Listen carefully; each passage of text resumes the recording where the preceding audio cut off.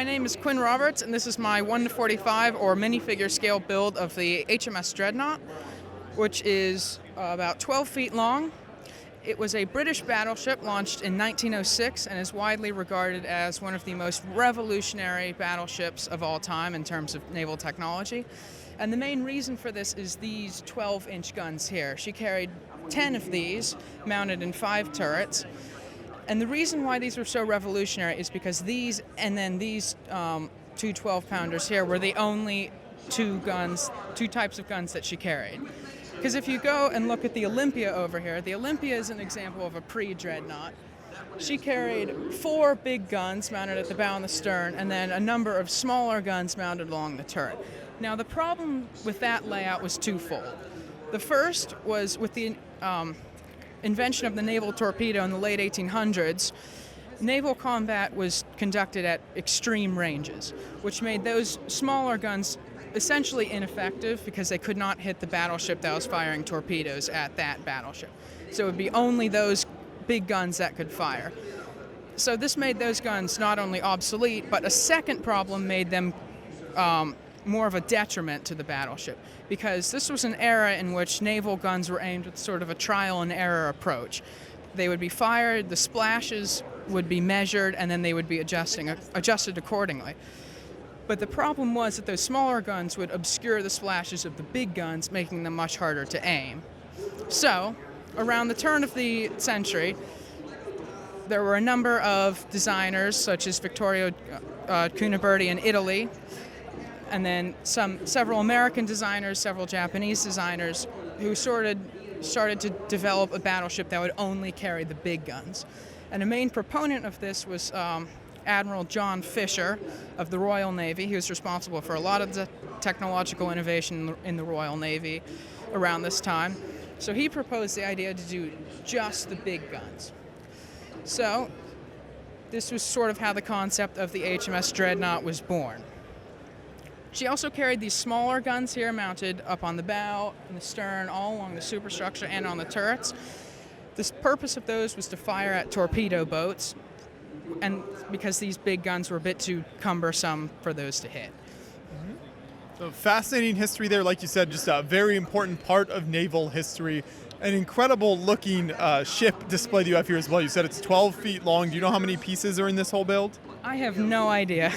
I don't count at all. I suspect it's around 30,000, but that's a complete guess. So take us through kind of each section if we just want to start at this end and move back. You mentioned some of the guns, but what else can you point out to us about this design? Yeah, so up here were some of the anchors. These 2 anchors here, and on this side were the main anchors, the bowers, they were called. They were just used for general purpose, anchoring the ship in places. This one here was a spare. There were 2 more carried back there, adjacent to the mast, and then 1 more there. Those were mainly for maneuvering and then securing the battleship in a specific location. And then these are the 12-pounders. And then moving back, we reached the bridge of the ship. You can see the helm in there. That's where it would have been controlled during ordinary cruising. And then down there where it would have been controlled during battle. That is a heavily armored section of the ship right there. Chart house is right there.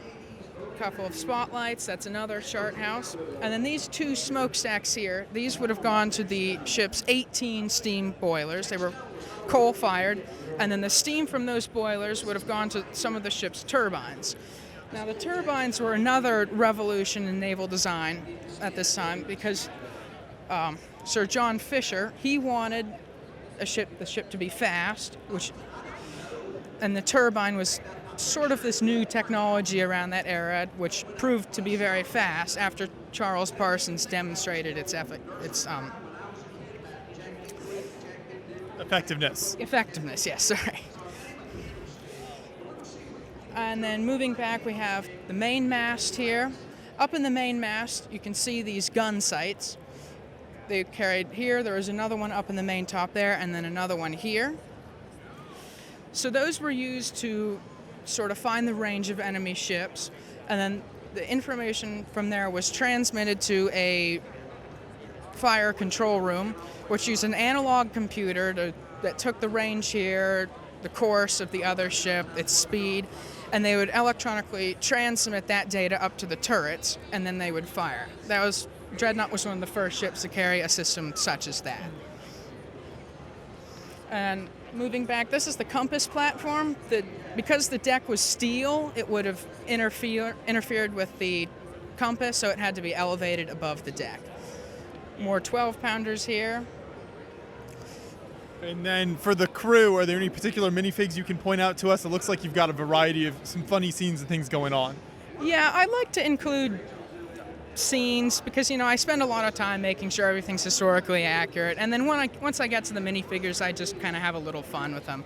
So yeah, I've got minifigures playing pinball here, and I kind of change them around during the show too because I get bored during public hours. Plague Doctor, Knight, there's all sorts of stuff. Amputee. And then turning to the big turrets themselves, talk a little bit about kind of the design of those. What's that like structurally to kind of keep that together? They are probably the weakest aspect of the ship. They basically use these panels here to get the angles right. If we can look inside, hopefully I can get this thing off. It's a pretty simple interior. They're just mounted on bars there with hinges. It's pretty basic. I might go back and rework them because they are very, very fragile. But they get the job done. Yeah. And for the whole of the ship, how many sections does this build in, and how did that the kind of whole of it come together? So there are 13 sections. Most of them are 32 studs long because that's a convenient size of the 32 stud base plate. This one's a bit longer.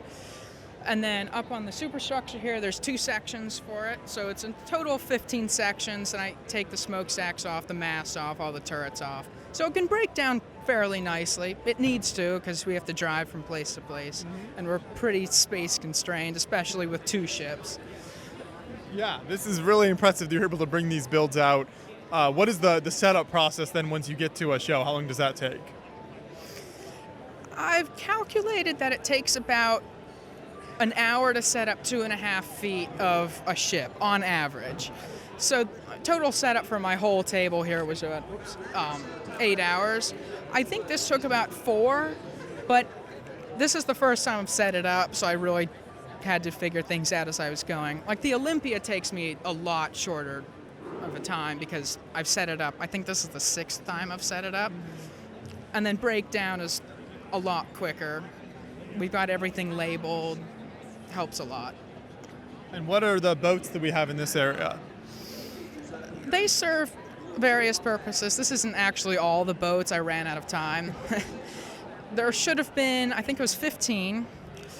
Most of them were sailing or oar-propelled launches. They were just used for ferrying people from the ship to the shore, all sorts of stuff. And then there is an admiral's launch, which is for the purpose of the admiral. The HMS Dreadnought was a flagship from its launch until 1910 of the fleet based in the North Sea.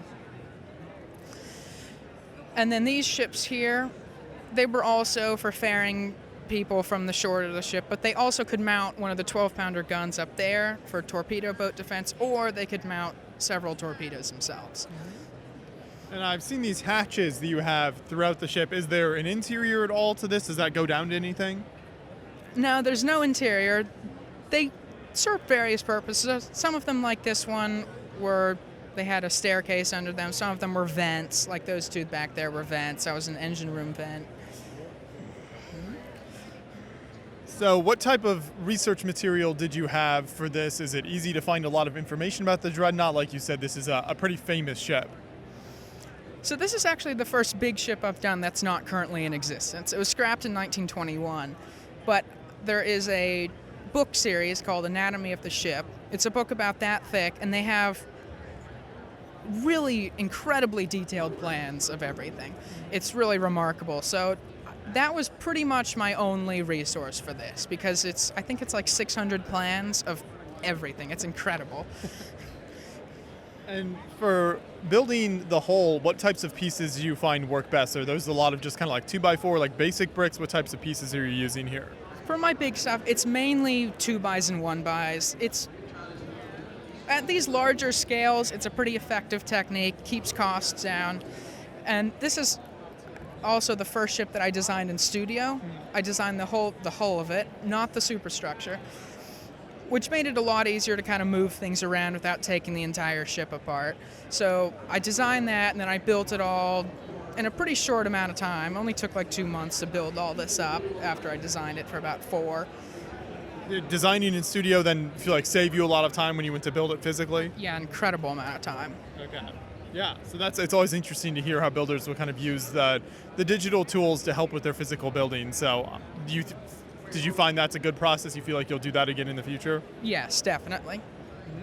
Well, very impressive. This is another incredible ship here, so thank you for taking us through both the history of it and the build. If people want to see more of your work online, where are you most active? Where can they check you out? I put my ships on an Instagram account called Big Brick Ships. And then I also do some vehicles as well. I put those on Brick Motor Works. But yeah, if people would like to see work in progress stuff, I put it all on Big Brick Ships pretty much. Okay, perfect. Keep up the great work. Thank you. All right, thank you very much.